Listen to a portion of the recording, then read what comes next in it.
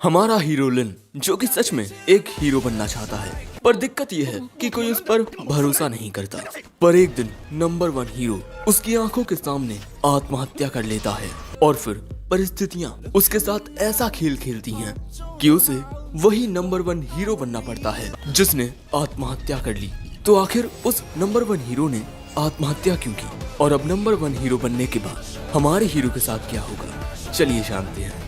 हमारी इस कहानी की शुरुआत में हमें बताया जाता है कि एक हीरो वो होता है जो अंधेरे से भरी दुनिया में रोशनी लाता है। वो बुराई से लड़ता है और अपनी अच्छाई से दुनिया को बेहतर बनाता है और वो हीरो हर किसी के दिल में बसता है। हमारी इस दुनिया में किसी हीरो की ताकत इस बात पर निर्भर करती है कि उस पर कितने लोग भरोसा करते हैं, यानी कि हर कोई हीरो बन सकता है। और ये प्रेजेंटेशन हमारा मेन कैरेक्टर अपने बॉस को दे रहा था, पर उसका बॉस गुस्सा होकर कहता है कि हर कोई हीरो नहीं बन सकता। हमारा हीरो कहता है, मैंने ये प्रेजेंटेशन सबसे ज्यादा पॉपुलर हीरो नाइस के ऊपर बनाई है और इस साल फिर से नंबर 1 हीरो का कंपटीशन होने वाला है जिसका नाम होगा to be the hero X. X का मतलब यहाँ टॉप हीरो से है और हमारे हीरो का मानना है कि कोई भी एक हीरो बन सकता है। सो उसका बॉस उस पर गुस्सा करते हुए कहता है कि तुम्हारा दिमाग खराब हो गया है, जरा अपने आप को देखो और सोचो, क्या तुम एक हीरो बनने के लायक हो? तुम बस एक मामूली इंसान हो और तुम्हारी किस्मत में सिर्फ मेहनत करना लिखा है।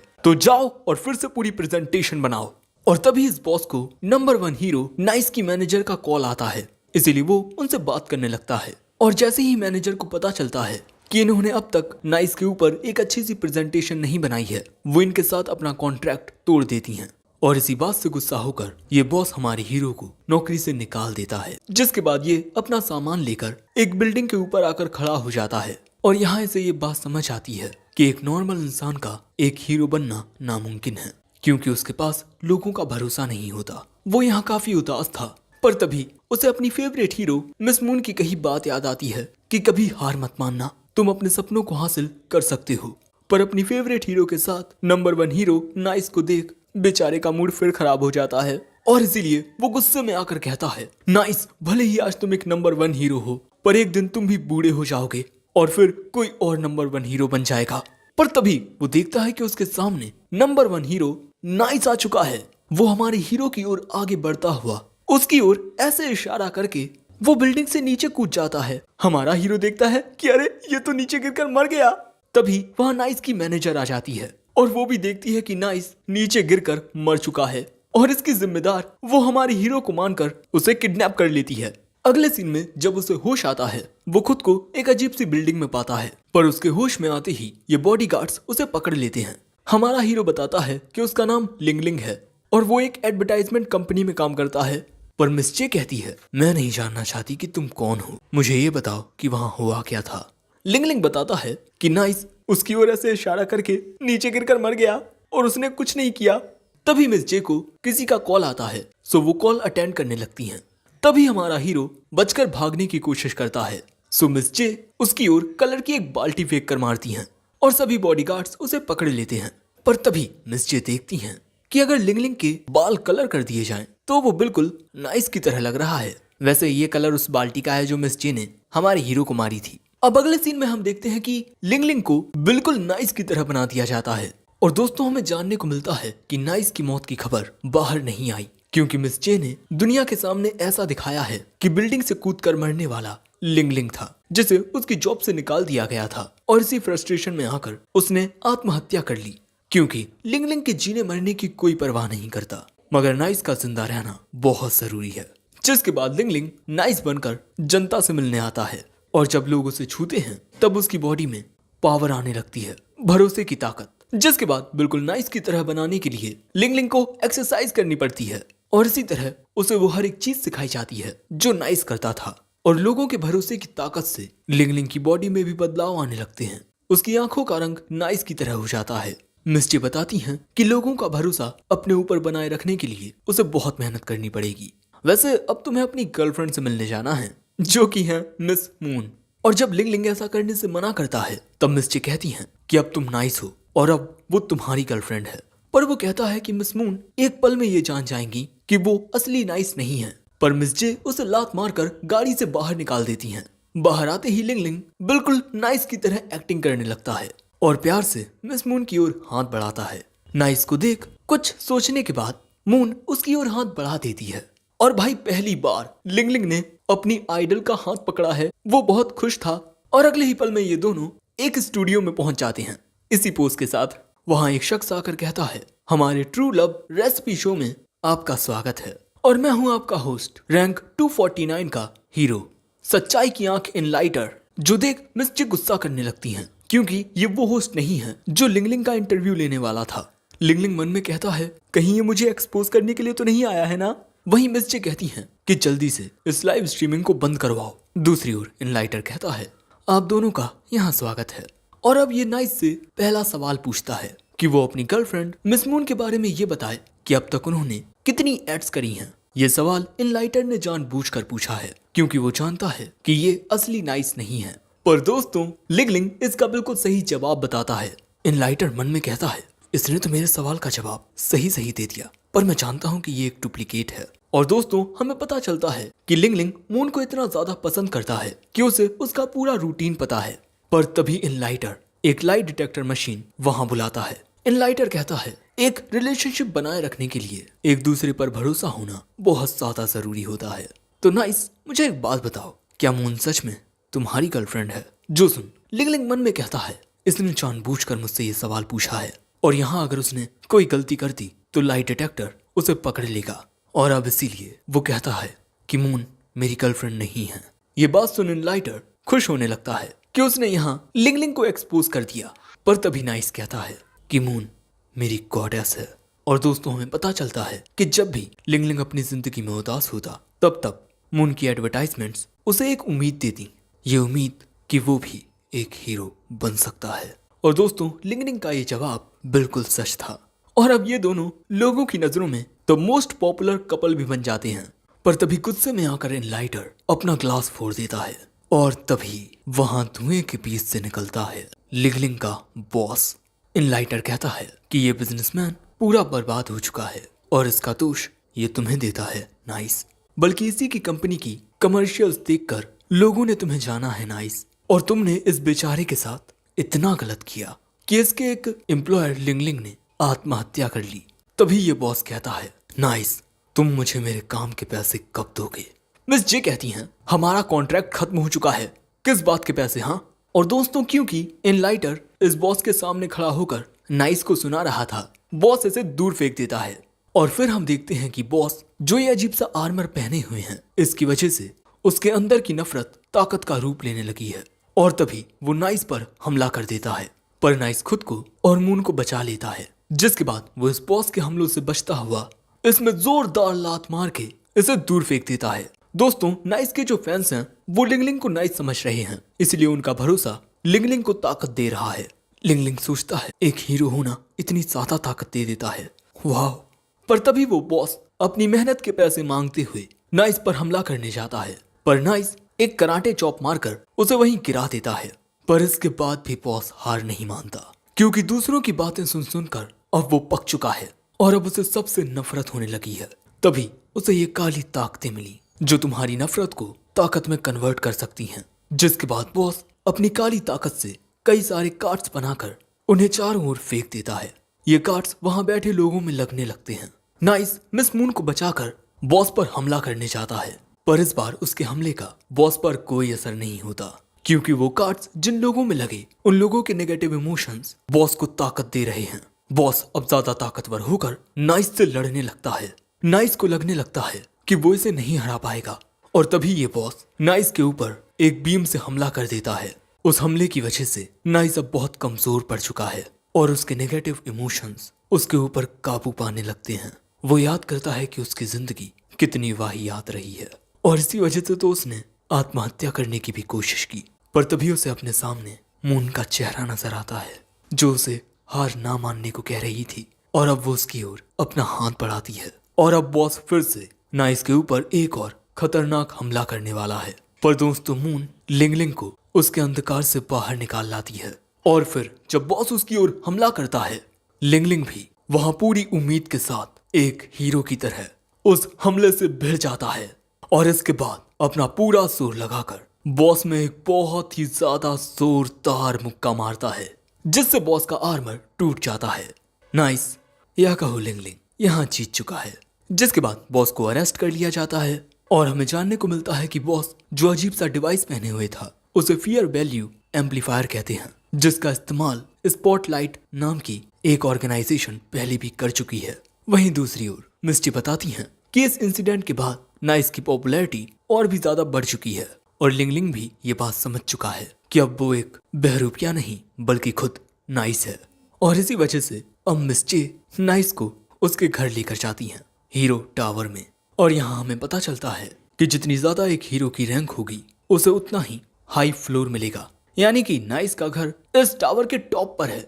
नाइस पूछता है क्या आपको असली नाइस के आत्महत्या करने की वजह पता चली? मिस्टी बताती हैं कि वो उसकी खुद की चॉइस थी और शायद एक दिन तुम्हें भी एक बहुत बड़ा फैसला करना होगा। फिर लिंगलिंग पहुंचता है नाइस के घर में और ये घर बहुत ज्यादा बड़ा था। लिंगलिंग सीधा आकर बिस्तर पर लेट जाता है, पर तभी उसे अपने सामने मिस मून लेटी हुई दिखाई देती हैं। उसे याद आता है कि अरे हाँ, नाइस और मिस मून एक साथ रहते थे। सो यहाँ लिंगलिंग आंखें बंद करके मिस मून को चादर उड़ा देता है और इसके बाद वहां से एक तकिया लेकर जाने लगता है। पर अगले ही पल में उसके होश उड़ जाते हैं जब वो मिस मून की ओर देखता है। मिस मून यहाँ मर चुकी थी और चारों ओर खून फैला हुआ था। एपिसोड 2 के शुरू होते ही हम देखते हैं कि नाइस और मून का ये प्यारा इंटरव्यू देखकर एक शख्स शराब पीते हुए कहता है जो चीज मैं हासिल नहीं कर सकता वो कोई और भी नहीं पा सकता। अब अगले सीन में हमें मून के बारे में बताया जाता है कि शुरुआत में मून अपनी जिंदगी आजादी से जीने वाली एक ट्रैवल ब्लॉगर थी, पर जैसे जैसे उसके फैंस की तादाद बढ़ी उसके फैंस ने चाहा कि मून उन्हें पूरी दुनिया घुमाकर दिखाए और इसी वजह से मून को टेलीपोर्टेशन की ताकत मिल गई और वो एक हीरो बन गई और उसने अपनी टेलीपोर्टेशन की ताकत से कई बार लोगों को बचाया भी है।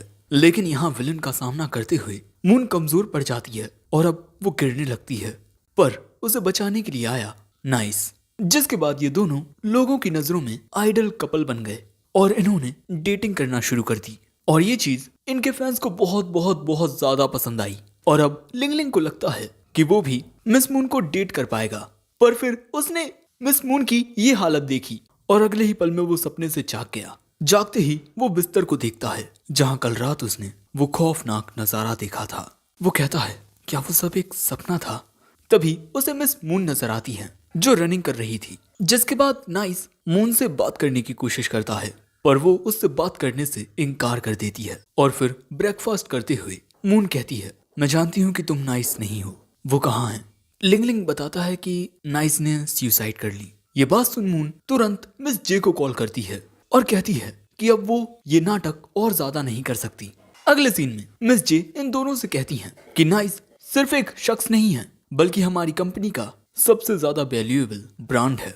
मून कहती है कि वो पिछले 3 सालों से नाइस की गर्लफ्रेंड बनने का नाटक करते करते थक गई है, पर मिस जे बताती हैं कि फैंस तो उनकी शादी देखना चाहते हैं और अब तुम दोनों को अपनी शादी का भी नाटक करना होगा क्योंकि तुम दोनों ने ही कॉन्ट्रैक्ट पर साइन किया है। लिंगलिंग तो ऐसा करने के लिए बिल्कुल तैयार होता है पर मिस मून ऐसा नहीं करना चाहती। सो मिस जे वहां से ये कहकर जाने लगती हैं जब तक तुम दोनों शादी के लिए राजी नहीं हो जाते तब तक तुम दोनों यहीं इसी फ्लोर पर रहोगे। फिर जैसे ही लिंगलिंग मून के पास आता है वो कहती है मैंने बहुत नाटक कर लिया पर अब बस बहुत हो गया। पर मून को इस तरह देख लिंगलिंग का दिल और भी जोरों से धड़कने लगता है। पर मून इस मैरिज कॉन्ट्रैक्ट के बिल्कुल खिलाफ होती है क्योंकि उसे आजादी चाहिए। अब कुछ वक्त के बाद लिंगलिंग पूछता है तुमने अपना हीरो कॉन्ट्रैक्ट ट्रीमैन कंपनी के साथ कब साइन किया था? पर वो कहती है कि मैं तुम्हें क्यों बताऊं। जिसके बाद वो नाइस की मूर्ति पर एक बेरी फेंक कर मारती है और लिंगलिंग से भी ऐसा करने को कहती है। सो लिंगलिंग भी अब ऐसा ही करता है जो देख मून कहती है तुम मुझसे बहुत अलग हो। उस आदमी को अपनी ताकतों की वजह से मिस्टर परफेक्ट गाय बनने का भूत सवार हो गया था।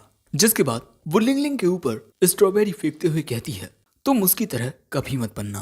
ये बात सुन लिंगलिंग मून के ऊपर स्ट्रॉबेरी फेंकने लगता है। जिसके बाद हम देखते हैं कि ये दोनों एक दूसरे के साथ खेलने लगते हैं और इसी तरह से रात हो जाती है। बिस्तर पर लेटी मून कहती है तुमने अब तक मुझे अपना नाम नहीं बताया। सोफे पर लेटा लिंगलिंग कहता है बदले में तुम मुझे ये बता सकती हो कि तुम यहाँ से टेलीपोर्ट होकर कहीं दूर क्यों नहीं जा सकती। ये सुनते ही मून अपनी मशीन से इन दोनों के सामने एक गेट ओपन कर लेती है और बताती है क्योंकि इनके फैंस ये चाहते हैं कि नाइस और मून हमेशा एक साथ रहें, पर ऐसी जिंदगी जीते हुए अब मून थक चुकी है और उसके दिल में नाइस को लेकर कभी कोई भावनाएं नहीं आईं। जिसके बाद लिंगलिंग मून को अपना नाम बताता है और अब हम लिंगलिंग को लिन कहकर बुलाएंगे, ओके? जो सुन मून कहती है तुम्हारा नाम नाइस से बहुत बेहतर है और फिर वो सो जाती है। लिन भी मून को गुड नाइट कहकर सो जाता है। पर ऐसे ही 1 महीना गुजर जाता है। इन दोनों का जीना हराम हो गया है और इसी वजह से अब मून मिस जे को सुसाइड करने की धमकी देने लगती है। लिन कहता है आप ऐसा कई बार कर चुकी हैं, पर मिस जे हमें कोई रिस्पॉन्स नहीं देने वाली। सो अब मून सोफे पर जाकर बैठ जाती है और यहाँ लिन को एक आइडिया आता है। वो इस रस्सी की मदद से यहाँ एक झूला बना लेता है और वहां से कुछ लेने के लिए चला जाता है। तभी मिस मून झूले के पास आती हैं और जब लिन वापस आता है तब वो देखता है कि मिस मून बहुत प्यार से झूला झूल रही हैं। और दोस्तों, मिस जे का यही प्लान है, जब ये दोनों एक दूसरे के साथ वक्त बिताएंगे तो एक दूसरे के लिए ये फीलिंग्स डेवलप करने लगेंगी। जिसके बाद मिस मून और लिन के बीच कुछ बातें होने लगती हैं और यहाँ मिस मून को जानने को मिलता है कि जब लिन बहुत उदास महसूस करता था तब मिस मून को देखकर ही उसमें हिम्मत आती। और इसके अगले सीन में हम देखते हैं कि इन दोनों की शादी हो रही है और ये सब लाइव स्ट्रीमिंग में दिखाया जा रहा है। यहाँ बहुत सारे लोग थे, लेकिन तभी एक शख्स आकर कहता है मुझे इस शादी से एतराज है। ये है नाइस का जानी दुश्मन रैक और ये यहाँ कहता है जो चीज मेरी नहीं हो सकती वो मैं किसी की नहीं होने दूंगा। लिन कहता है तुम्हें क्या चाहिए? रैक कहता है मुझे तुम चाहिए नाइस। और अगले ही पल में वो नाइस के ऊपर हमला कर देता है, पर नाइस उस हमले से बच जाता है। फिर ये नाइस पर हमला करते हुए धीरे से कहता है तुम मेरे मैसेजेस का जवाब क्यों नहीं दे रहे? पर तभी मून आकर कहती है नाइस से दूर हो जाओ वरना बहुत पछताओगे। लेकिन तभी रैक नाइस को दूर ले जाते हुए कहता है हम दूसरी ओर जाकर बात करते हैं। पर तभी मून टेलीपोर्ट होकर आती है और कहती है तुम्हें मुझ पर हमला करना है। लेकिन जो रैक था वो नाइस को लेकर यहाँ वहां भाग रहा था। अब जो ये सब हो रहा है इसे लोग अपने फोन में रिकॉर्ड कर रहे हैं और यहाँ जो फाइट हो रही है, अब देखो ज्यादा कुछ तो समझ नहीं आ रहा। ये देख मिस जे कहती हैं कि ये सब स्क्रिप्ट के अकॉर्डिंग क्यों नहीं हो रहा और अब हमें थोड़ा रिवाइंड किया जाता है। मून को यहाँ झूला झूलता हुआ देख लिन यही सोचता है मैंने कभी सोचा नहीं था कि मैं मिस मून के साथ कभी इतना वक्त गुजारूंगा। और अब वो मिस मून से कुछ कहने वाला था, पर तभी झूला टूट जाता है और इससे लिन को यहाँ एक आइडिया आता है। जिसके बाद लिन मिस मून और मिस जे को अपना आइडिया बताता है कि अगर मिस मून मरने का नाटक करें तब उन्हें नाइस से शादी भी नहीं करनी पड़ेगी और नाइस को लोगों की सिंपैथी भी मिलेगी। मिस जे कहती हैं कि अगर मून मर गई तब वो अपनी जिंदगी अपनी मर्जी से जी सकती है। ये प्लान कैसा रहेगा कि शादी के मौके पर मिस मून मर गई। ऐसा पल नाइस और उसके फैंस के लिए दिल दहला कर रख देने वाला होगा। और अभी प्रेजेंट में ये सब हो रहा है। यहाँ मिस जे कहती हैं तुम स्क्रिप्ट के अकॉर्डिंग अपना काम क्यों नहीं कर रहे? अगर तुमने गड़बड़ कर दी तो फिर तुम्हें कभी काम नहीं मिलेगा। पर तभी पोर्टल में से निकलकर मिस मून कहती हैं तुम्हें मुझ पर हमला करना है। पर तभी रैक अपनी तलवार से कुछ बहुत ही खतरनाक करता है, जिस वजह से वो और नाइस कुछ बड़े से पत्थरों से आसमान में चले जाते हैं। जरा तुम लोग खुद देखो ये सीन। और अब यहाँ रैक पूछता है तो अब मुझे बताओ कि नाइस कहाँ है, क्योंकि मैं जानता हूँ कि तुम असली नाइस नहीं हो। पर तभी मून वहां आकर रैक पर सीधा हमला कर देती है, पर रैक उसे वहीं पटक देता है और फिर उस पर अपनी तलवार रख कहता है मुझे बताओ वरना मैं उसे मार दूंगा। सो अब लिन उसे बताता है कि नाइस मर चुका है, उसने आत्महत्या कर ली। और ये बात सुन रैक का दिल टूट जाता है और तभी मून लिन के पास वापस आ जाती है। लेकिन अब रैक बहुत गुस्से में आकर इन पर हमला बोल देता है। नाइस उन हमलों से बचने लगता है।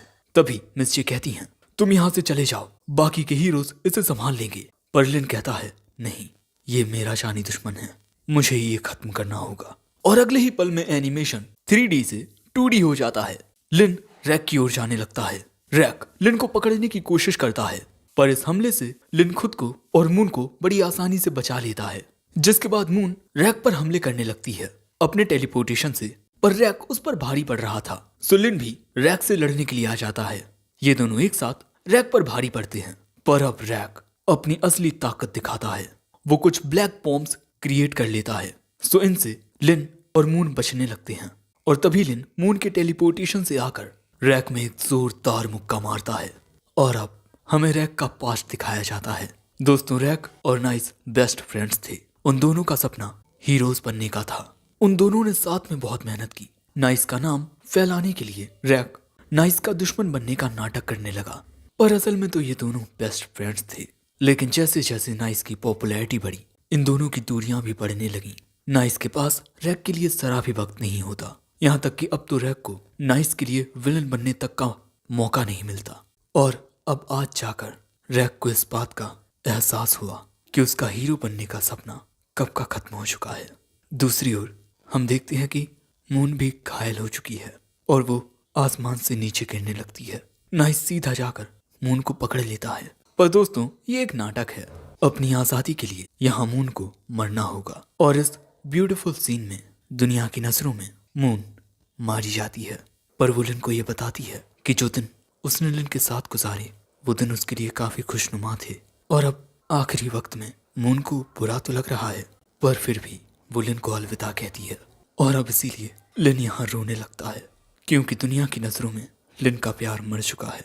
और यही देखते हुए मिस मून कहती हैं, ये बच्चा तो कमाल का एक्टर है। पर इस दौरान उनकी आंख से भी आंसू गिर जाते हैं। और फिर उसके फ्यूनरल नाइस सबसे कहता है, मैं चाहूंगा कि आप सब मून की आजादी की दुआ करें। पर दोस्तों, सिर्फ हम जानते हैं कि मून अभी भी जिंदा है, सही सलामत। और वो यहाँ से जाने के लिए बहुत ज्यादा एक्साइटेड थी। और यहाँ लिन मून को एक सरप्राइज भी देता है, एक आइलैंड जहाँ वो आजादी से अपनी जिंदगी जी पाएगी, अपनी नई जिंदगी की शुरुआत कर पाएगी। जिसके बाद अपना सामान लेकर मून जाने लगती है। पर जाने से पहले वो लिन से पूछती है कि वो अब आगे क्या करने वाला है। और दोस्तों, हमें जानने को मिलता है कि लिन टॉप 10 हीरोज की रैंकिंग में शामिल होगा और नंबर 1 हीरो बनेगा। ये जानकर मून यहाँ से जाने लगती है। लिन उसे रोकने के लिए आगे बढ़ता है, पर तब तक वो वहां से जा चुकी थी। बेचारा लिन, इसका प्यार इसकी आंखों के सामने चला गया। दूसरी ओर हम इन लाइटर को देखते हैं, जो अभी भी नाइस के ऊपर अपनी रिसर्च कर रहा था। पर अचानक ही वो नोटिस करता है कि एडवर्टाइजिंग कंपनी से कूदकर जिस लड़के ने अपनी जान दी, लिन, वो बिल्कुल नाइस की तरह लग रहा है। वो जान चुका है कि ये नकली नाइस है, लेकिन अब उसके पास इतनी ताकत नहीं है कि वो इसका सामना कर सके। पर अचानक ही उसे किसी की आवाज आती है।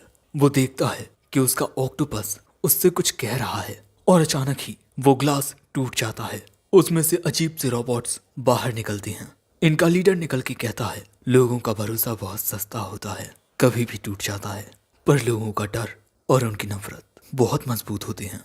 दोस्तों, यही है स्पॉटलाइट ऑर्गेनाइजेशन। और यहाँ ये इन लाइटर को डर और नफरत की वो ताकत देने आए हैं, जिसके जरिए ये आसानी से नाइस का सामना कर पाएगा। इन लाइटर उनके ऑफर को अपना लेता है और इसी तरह वो बन जाता है गॉड आई। तो क्या अब इन लाइटर, जो अब गॉड आई बन चुका है, वो लिन की असलियत सबके सामने ले आएगा? ये जानेंगे हम अगले पार्ट में। ये पार्ट यहीं खत्म होता है। तो कमेंट में बताना कि ये वीडियो तुम्हें कैसा लगा और क्या तुम्हें इसका पार्ट 2 चाहिए। और हाँ, हमारे चैनल की मेंबरशिप ज्वाइन कर लो। मेंबर्स के लिए कुछ वीडियोस पहले आ जाती हैं। बाकी हमारे चैनल को भी सब्सक्राइब कर दो। मैं मिलता हूँ जल्द ही किसी नए वीडियो में। तब तक के लिए सायोनारा।